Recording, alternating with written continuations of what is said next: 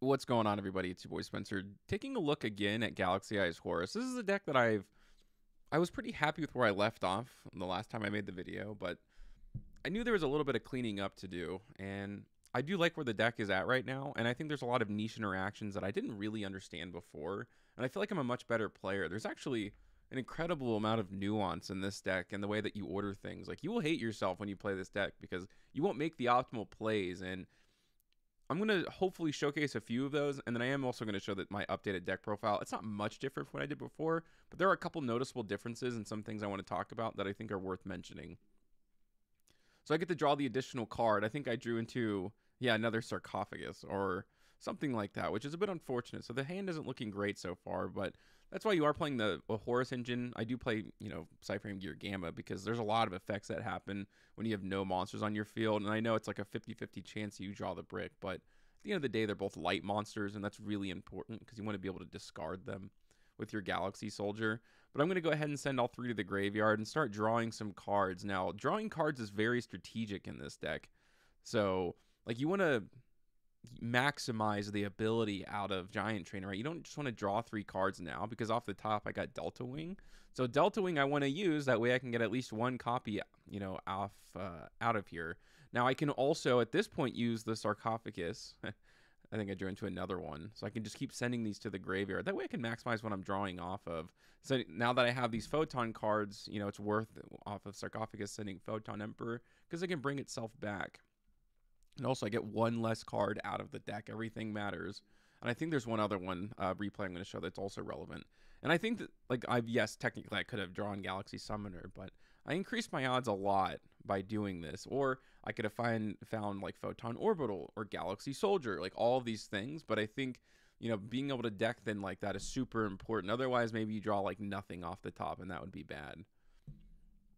I can go ahead and use my extra normal summon there. I can go into Utopia. And I can go into S39. I can still keep going here. I'm not quite done. I can turn this into a level 4. Okay, and then I can go into Galaxy Soldier. And then I can turn that into F-Zero. So I'm going to have a few forms of interruption. Now, this isn't the best end board ever, right? Effect Veiler, a Spell Negate. This is actually an Omni Negate, which I think is super important. You could also go into the Photon Lord, which of course is a monster negate, but spell cards are just so good. Like, I think they're the best cards. And if you can just trade one for one of your opponent's power spell cards, I think that's really important, right? Evenly matched, which is a great example, and you'll see so many more of these, and I hope that Lancelot, I can convince everybody watching this video that Lancelot is 100% worth playing because the Omni Negate is so good. Now, it's your opponent's first card effect. I understand that there's not technically a bit of flexibility, but just having any card that your opponent activates go 1 for 1 can be the difference between you winning and losing the duel. This is against Ancient Gear, and I feel like I do mess up a little bit, but we'll see it. Kind of the same situation here. You want to deck thin as much as possible, so I'm going to lead with the Galaxy Soldier. And now I can draw that one additional card. It is the other Horus card, which actually is fine because it's kind of like free discard fodder. Again, I'm going to try to draw 3 cards here and see what I can get. It's the Delta Wing again, so I'm going to special summon just like last time. And then go into Photon Dragon, searching as much as humanly possible. So I'm going to send this too. That way, hopefully, I can get some hand traps off the top, or maybe some sort of extender. Now, this is where I also mess up, and this is where the ceiling of the deck is just crazy. I did turn this into a level 4, but thinking about it this way, no matter what, whatever I get off the top with, Giant Trainer, like level 8 is the best scenario, right? Because all you need is 3 level 3s to go into the Utopia stuff, because you're going to go into the one that brings out the ZS monster. Now, if I could get something off the top that I can send off a sarcophagus, like the one that when it's sent to the graveyard in any way, it searches you a spell and trap.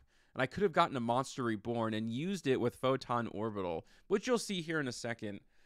Now I can bring out the ZS monster, and then yes, I did go into F-Zero. But if I did this right, see, right off the top, I get Photon Jumper. So now, like, I could have done Sarcophagus, send this to the graveyard, get the monster reborn. And then the reborn, if I hadn't gone into F-Zero yet, could have turned it into a level 8. And I could have had one more interruption. Which, again, like, the end board's still going to be fine. But I do love that there's so much to learn about this deck and kind of things that you can do. Instead, I just have this one awkward body here. I don't have any light level 4s, and maybe that's a difference. And I'll talk about that, too, during the deck profile. But pretty cool to turn the hand that was kind of like nothing into something.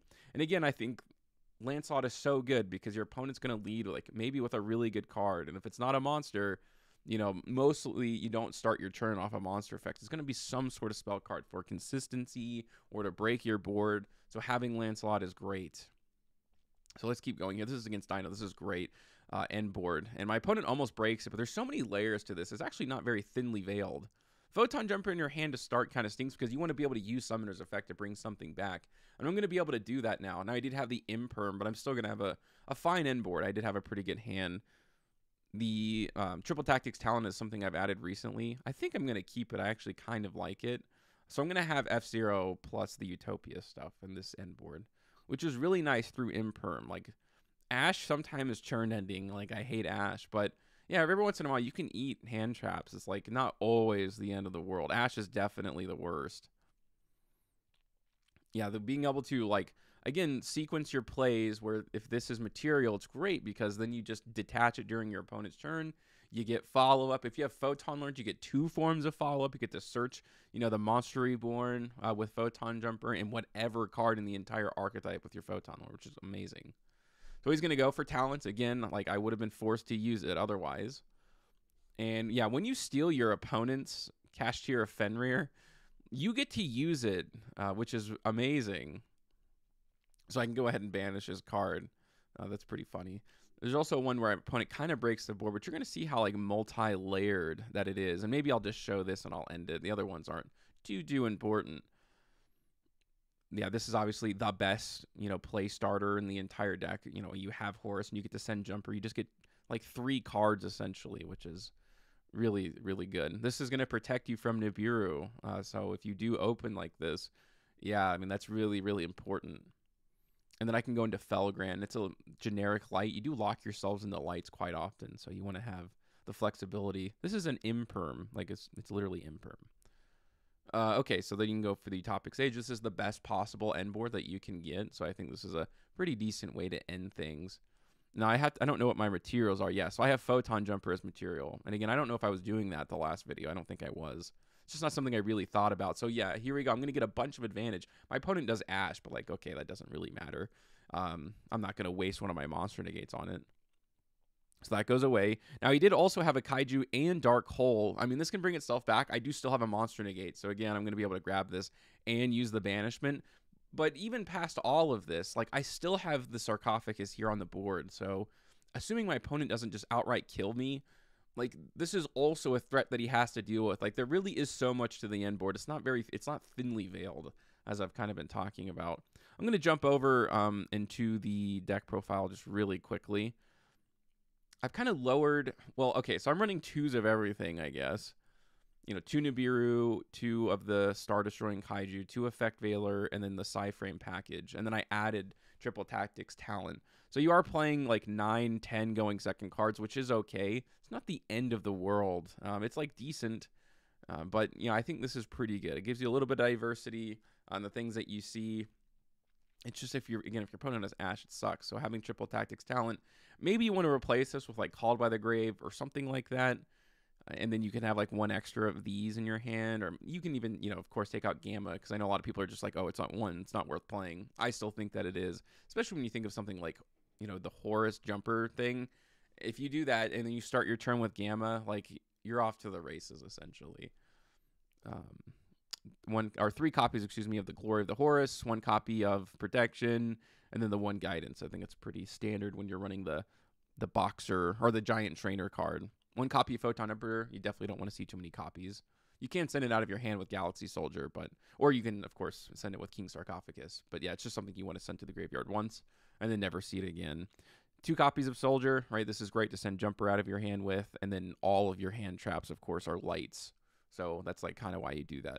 But if you do get to see these 2 in your hand, that's also a good combo.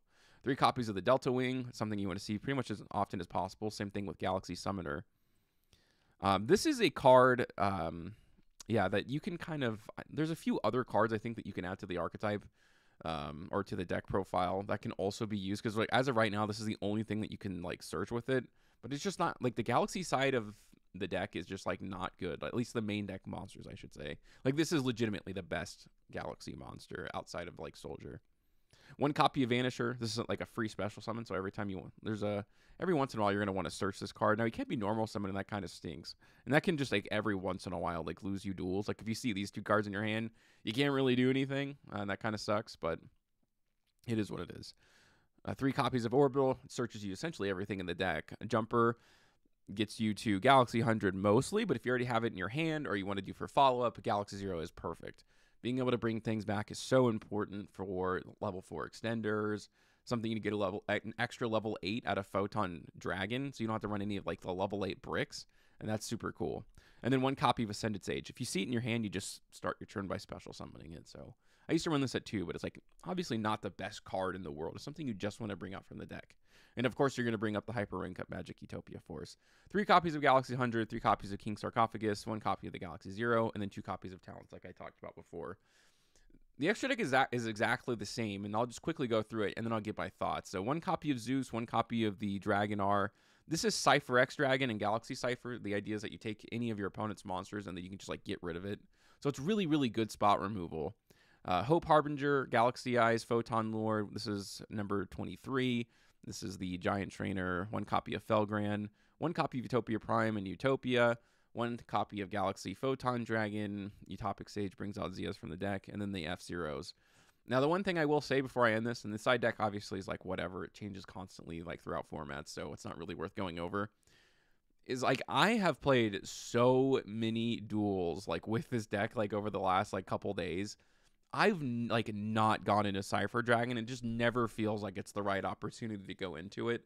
So this, I think you can go into some sort of flex buy, like even like light level 4 XZ monsters. Like I don't even know if necessarily if there are like targets for it that are like good, but I have had chances where I've just like had these 2 level 4 bodies like later into the duel, and I just have nothing to do with them, and it kind of stinks. Off the top of my head, I can't think of too many things, but I'm sure somewhere out there, there's got to be some like decent targets, some things that you can do with it. And maybe that's something that's like worth looking into.